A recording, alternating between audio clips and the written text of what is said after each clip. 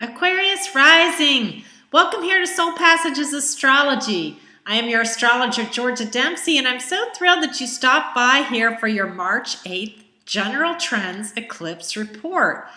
Eclipses are really potent times in our lives, right? They bring in events that can rock our world and change things for 6 months to a year afterwards. And we have a big event coming the evening of March 8th and into March 9th. But I don't want you to focus on those 2 days exactly because these are such important cosmological times that you may actually have an event happen about 2 weeks before the eclipse day or 2 weeks after. So it may not always happen right on the exact day. Nonetheless, you are going to really feel whatever it is that comes down the pipelines. And for you, it all comes down to what it is that you truly value. That's what you need to get serious about, Aquarius Rising, during the March 8th eclipse period. And the reason I say that is because a lot of the eclipse action is happening down in your second house. Some people call this the house of values. Other people call it the house of earned income. I tend to prefer the former one, though certainly your earned income is reflected in this house. It has a lot more to do with other things, like what are your skills? What are your talents? What is your self-worth? What do you place importance on?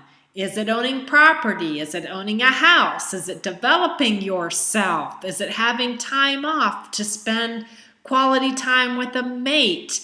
It can be a lot of things that we value, right? And for you, I do see a need for you to get clear about that. And the reason I say that is because you've got Mercury, the planet of communications, sitting down there right next to Neptune. And though Neptune is a higher octave of Venus and can have a very soul-filled feeling to it, it also can bring in nebulousness, uncertainty, unclarity, fogginess. And so it's almost like you're grappling right now with what's important to you. And so you need to really hone in on that. And since all of this action is taking place in Pisces, you also need to have some heartfelt talks with people in your life. Since this action is opposing the Jupiter North Node in the 8th house, you need to talk with your intimate partners. What do you guys want out of life? Are you walking that path? If not, what do you need to change?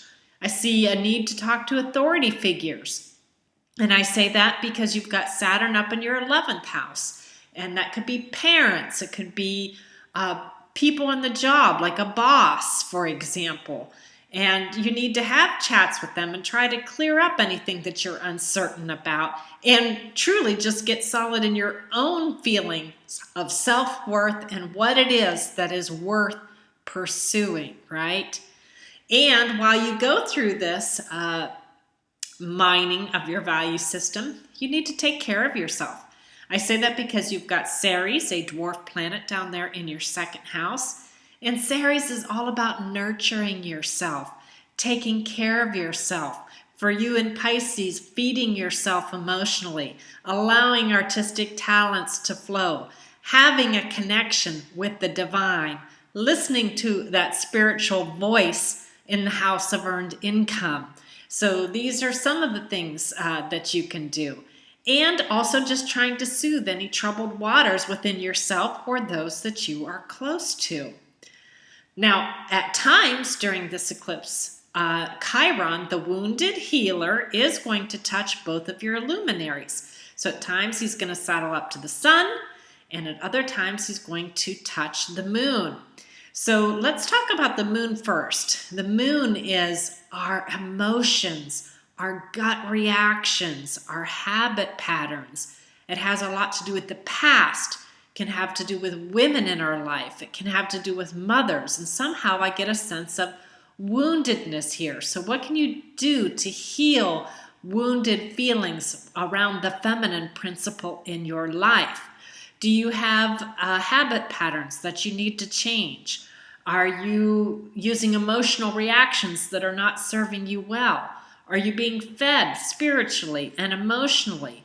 Do you have what it takes to feel secure on an emotional level? These are some of the questions that arise.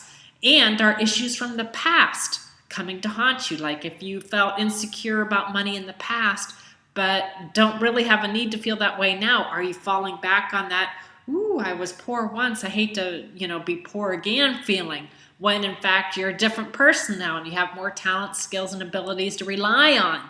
These are some of the questions. Also, when Chiron, that wounded healer, touches off the sun, you may be thinking, what is my purpose? What is my destiny? You have a desire to have that bright sunlight shine of who you are out into the world.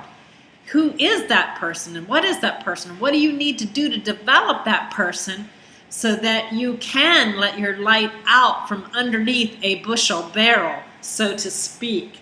These are some of the things that you are being asked to really look into. And with the south node of the moon involved in the whole eclipse process, people are going to be delivering events into your life.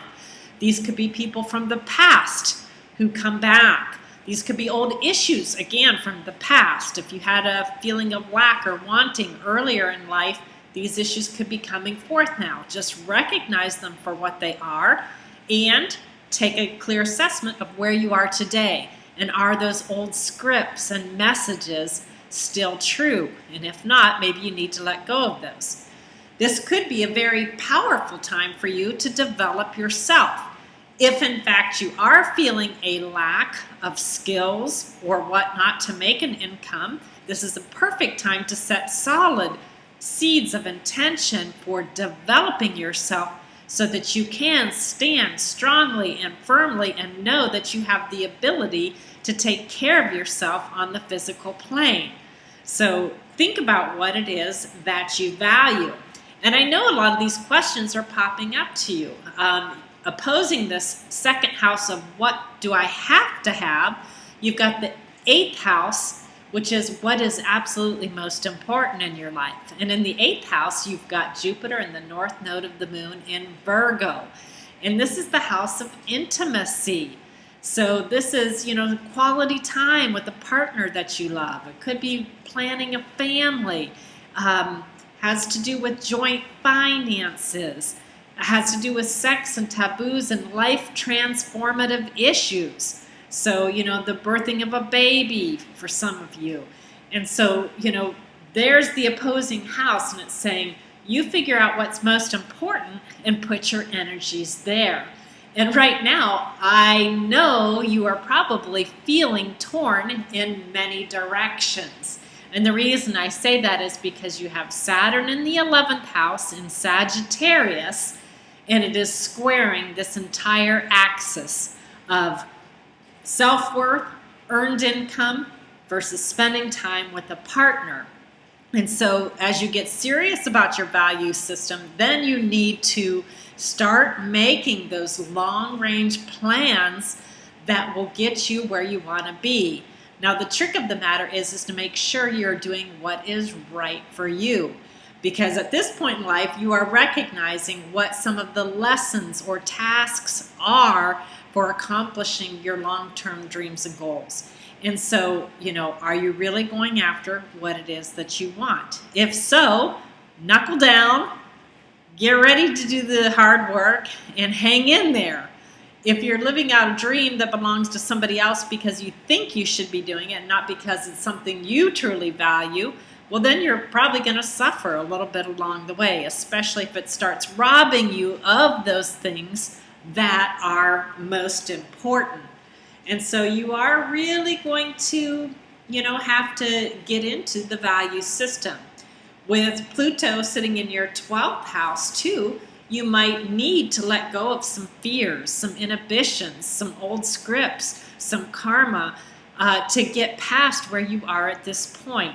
A lot of times we think we can't do things, and really the only prison we have is the one we create in our own minds. So Pluto is there mining your house of spirituality and saying, release those old fears, release that old scripting, and connect to yourself on a spiritual level so that you can feel your power. You might also be facing some issues of karma, some past deeds that are coming back to haunt you. Whatever that is, you're just going to have to work yourself through that. But the final message is for you to get to the bottom line of what matters the most for you and go after that. I can see for some of you, you may have developed a new income stream, and if so, that is wonderful. Some of you may actually be getting a raise at this point. Others of you are questioning if you're pouring your energy into the right things. And all I can say is that your heart knows true what is most important to you. And that is exactly what you should be concentrating on during this March eclipse. All right, Aquarius Rising, if you need any help as you go through this process, I am still running my special 1-hour reading for $50. And the contact information is at the front of my video. And also, I want to know what's shaking out for you. These eclipses are super powerful. So did this forecast help you in your life? Did it shine a light on some of the things you've been grappling with? Did it provide information that was useful to you? What's going on? Let me know. I really appreciate your feedback, your comments, your honesty, and your sharing. And if you like what you saw, give me a thumbs up, subscribe to my channel, and have yourself a wonderful March. Take care.